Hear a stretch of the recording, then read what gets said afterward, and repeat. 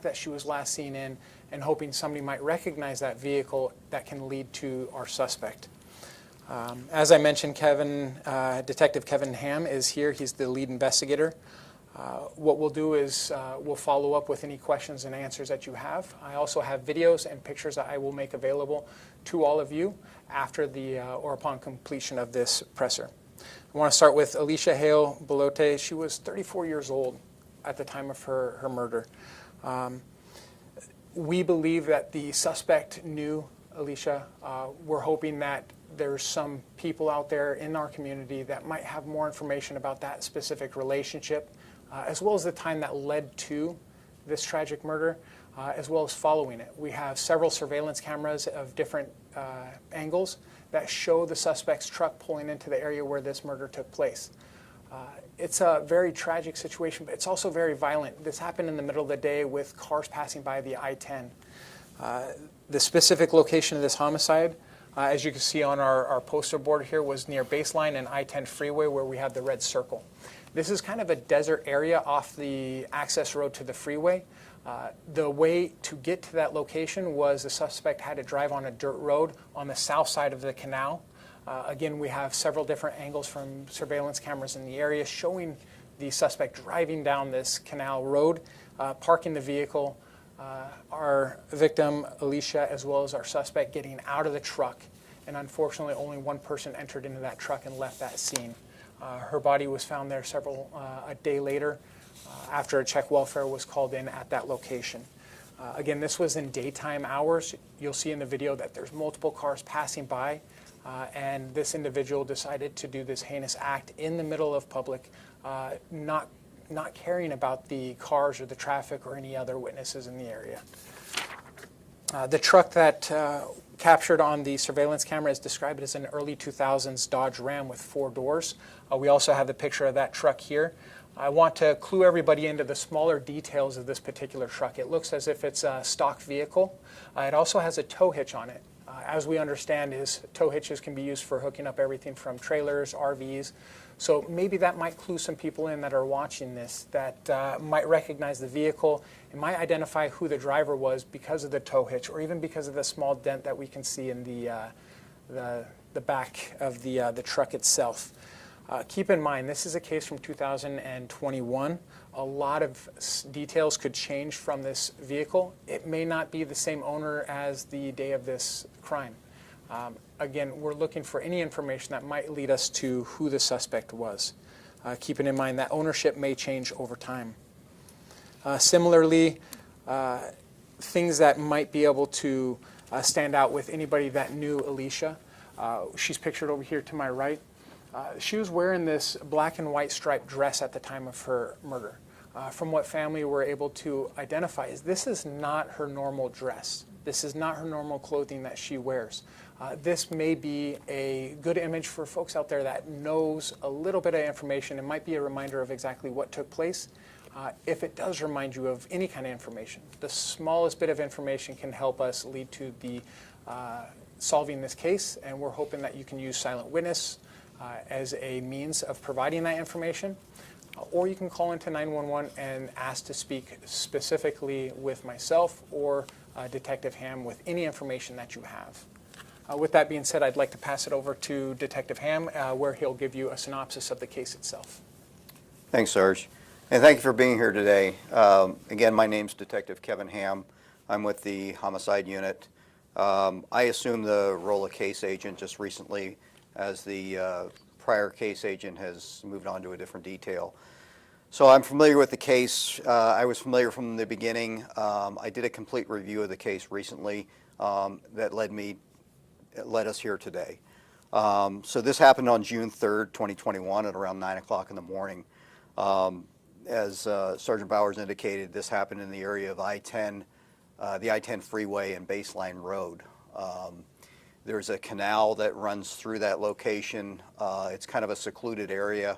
To access that area, you have to drive, or you have to access it through one of the paths of the canal. In this particular case, first of all, officers responded to that location as a reported dead body was in that location. When they arrived, they observed a female lying face up in a secluded area just south of the canal. The individual was identified as Alisha Hale.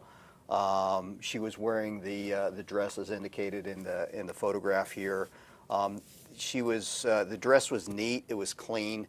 She was clean. And when the officers got there, they didn't observe any immediate trauma to the body, so they thought maybe it was an overdose or something to that effect. As the investigation continued, they discovered that Alisha had been shot. So that's what led us to this homicide investigation. So as a normal practice, we'll canvass the area to try and locate video surveillance. It's been a good tool of ours to solve these type of crimes. We found some video at some local businesses in the area, and the video was actually the day before. We saw a Dodge Ram pickup truck, as we see in the photograph here. This is the actual photograph, a still photograph from the video, entering the canal path. And this was on the morning before, on June 2nd at around 11 o'clock in the morning.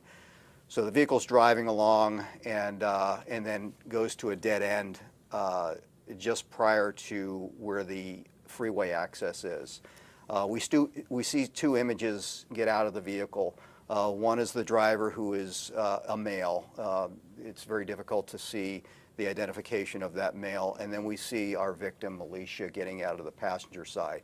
She's dressed in the outfit as we have indicated here.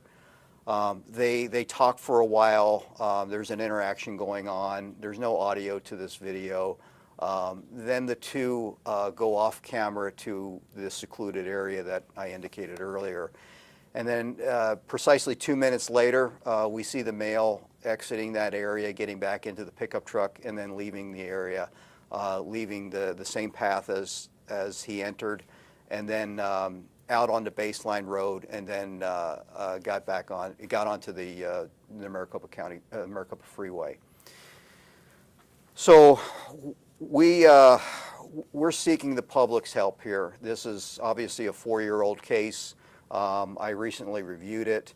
I see that there's some things that we can do to try and solve this case. We're sending some evidence through our lab again to have reevaluated, and then we're seeking the public's help.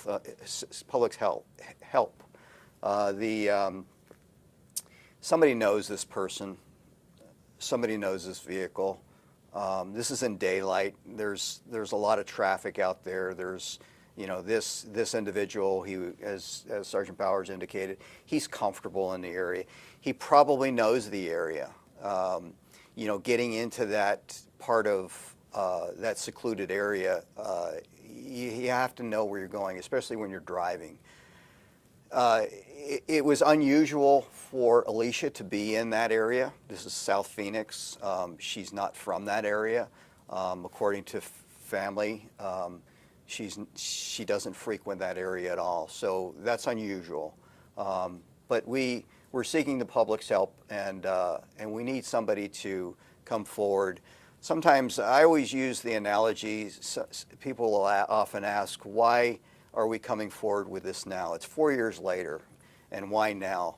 Well, with the passage of time doesn't always mean that these type of incidents become more difficult to solve. Sometimes people that didn't want to come forward in the past feel more comfortable coming forward now.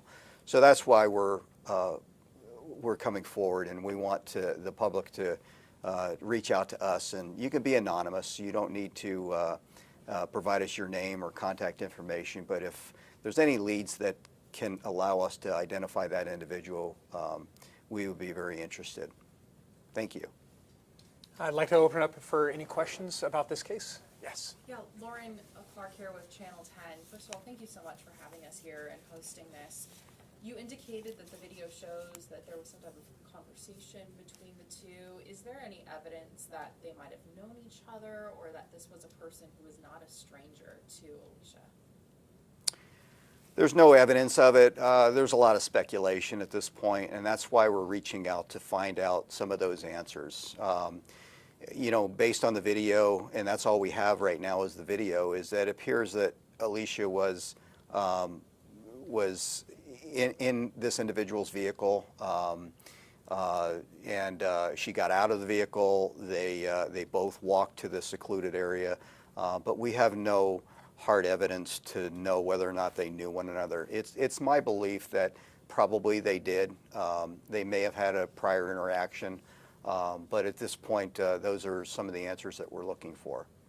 And we're also asking that maybe some of Alisha's friends, this might spark memory of people that she used to hang out with. Maybe some of her friends, there were people that they didn't like or they didn't approve of. May this be the spark that ignites a little bit more progression in the investigation by just giving a simple name. If you don't know the exact name, aliases are just as good. These are pieces of information that our detectives can use to continue that investigation to find the person. Yes? So as you guys said, it's been about 4 years since her death. Tell me a little bit about the complexities of this type of case. I mean, you guys have surveillance video. Is it just that people aren't stepping forward? You don't have any leads? What makes it hard to solve this when you guys have that video, you have this vehicle? Yeah, thanks for that question. So this is not unique. In most of our complex investigations, and I would say that any homicide investigation is a complex investigation. We rely on a lot of different pieces to these puzzles. I always use the analogy, this is going to be a 1,000-piece puzzle, and I only have a few pieces put together at this point. A video is good in some cases. It's not like we see often that, with TV programs and things like that, that you can identify a face in a video. Often we're looking at a fuzzy picture, and we have a very good picture of the vehicle, but we don't have a very good picture of the individual that's getting out of that vehicle. So that's where the other puzzle pieces come into place. And I strongly believe, because history has proven that there are people in the public that know that vehicle and they know that person who drives that vehicle. And that's a piece to the puzzle that would be a major contributor to this investigation at this point. Is there anything more you can tell us about Ashley or Alisha, and who she was, what she did for work? Why would she possibly be in this truck? So Alisha was 34 at the time. She's a mother. She's a daughter. She's a sister. Her mother and daughter are here today, and she, from all of the things that I have learned so far in this investigation, is that she was a kind person. She did suffer from some mental illnesses, but this is a horrendous crime, and nobody deserves what happened to her, or nobody deserves what happened, and especially the way it happened to her. The motive in this crime is unknown at this point. That's something that we obviously would like to know, and again, that's something that we're reaching out to somebody that knew her and knew maybe who she was with and some of her habits. What part of the valley did she live in? She frequented the north part of the valley. I believe it was the Sunny Slope area. So again, it was unusual for her to be in South Phoenix.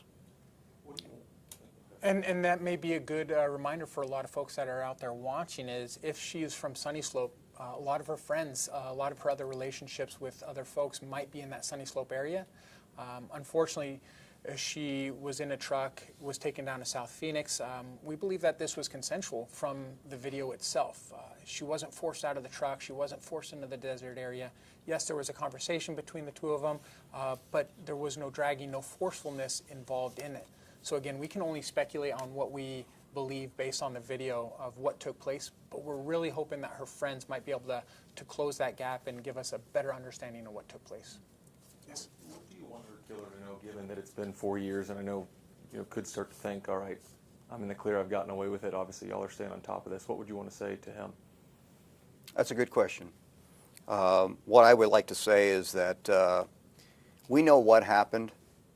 We just would like to know why.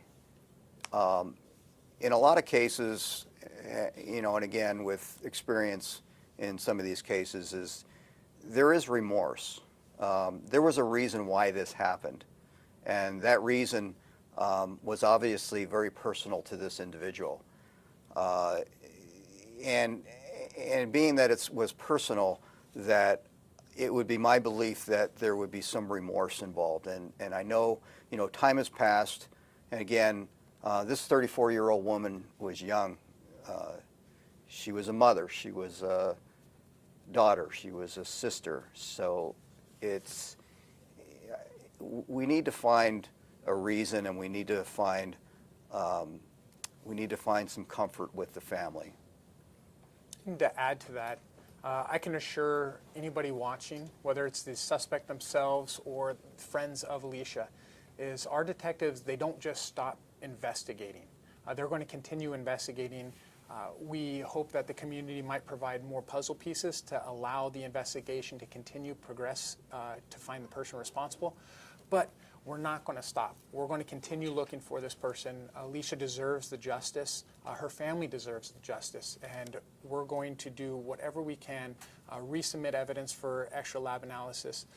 As technology improves, we're going to continue to provide those updates and hope that something comes out. Again, our biggest hope right now is that members of the community might see these photos, might see this video, realize how tragic this was, that this was done in broad daylight as vehicles are passing by along the access road of the freeway.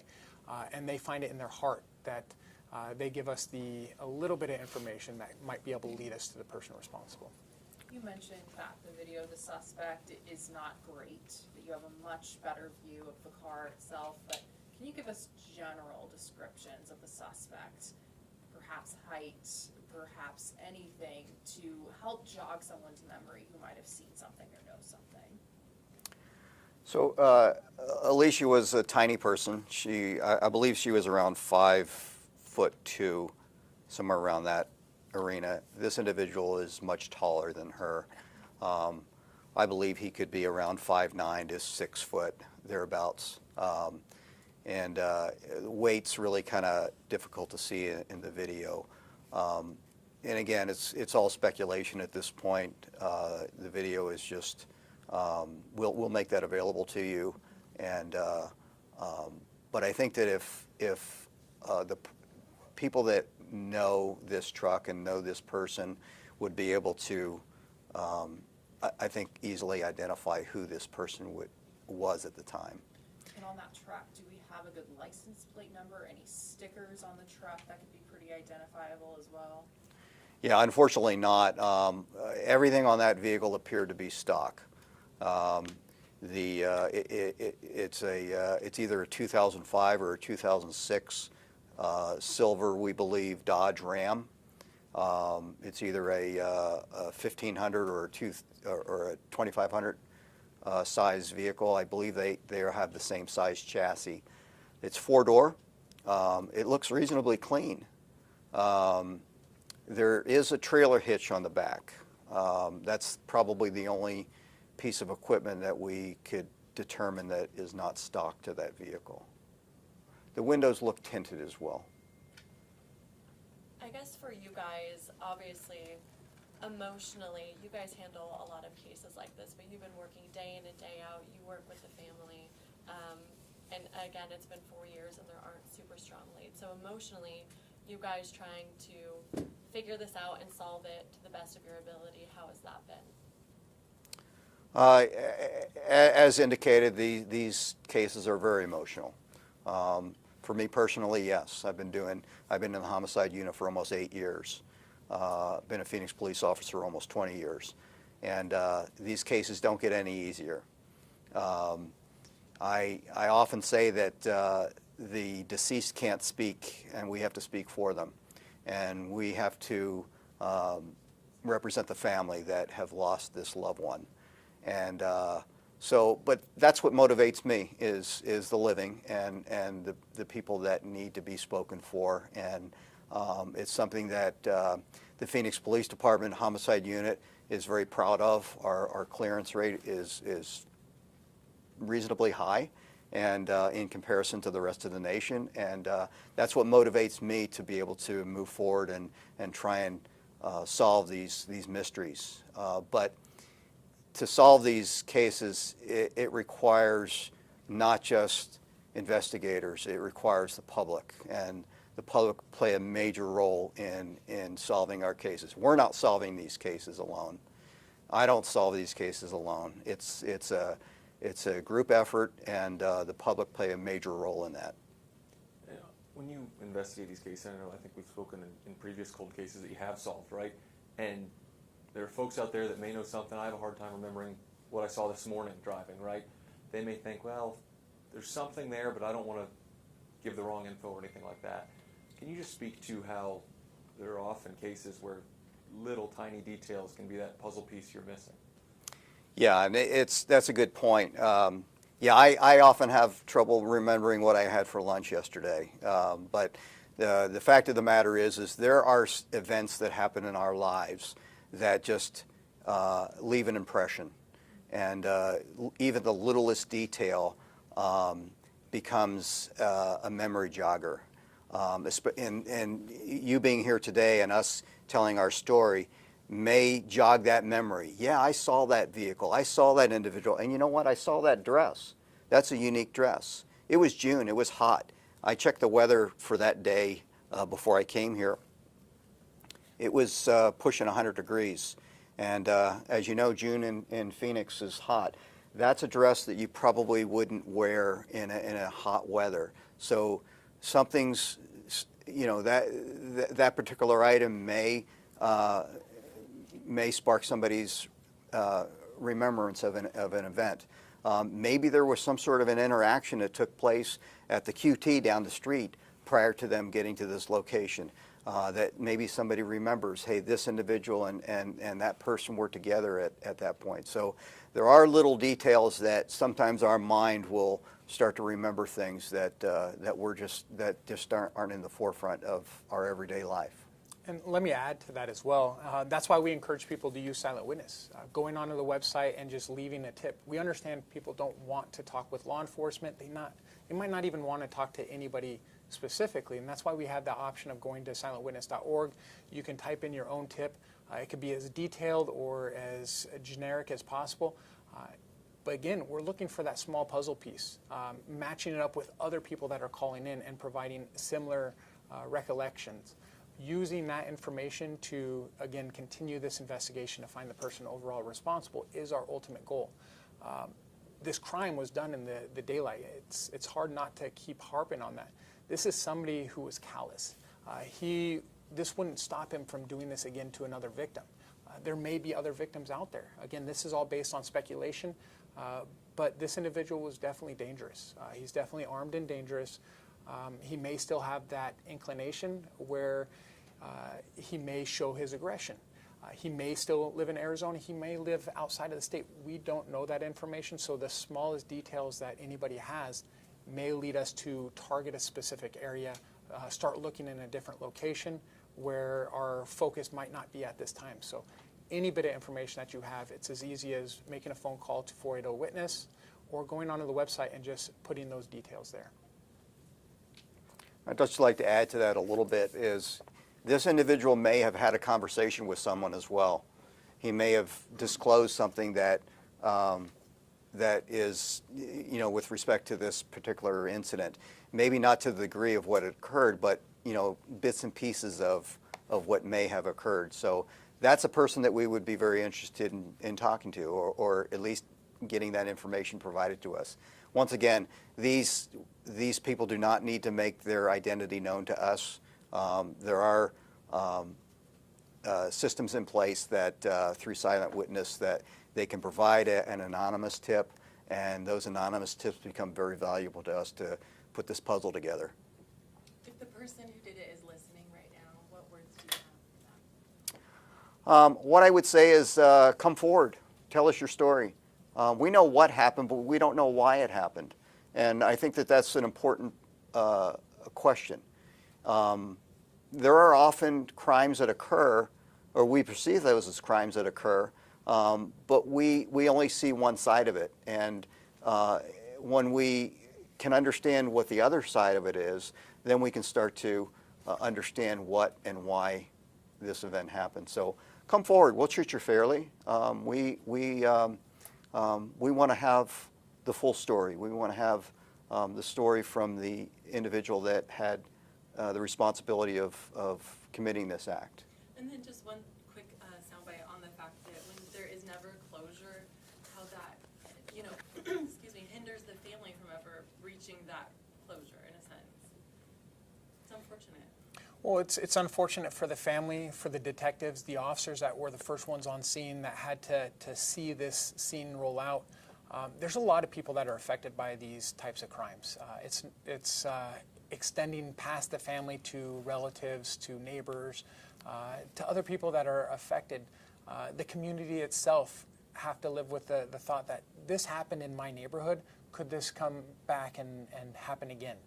So these are closures that everybody deserves. Justice needs to be served.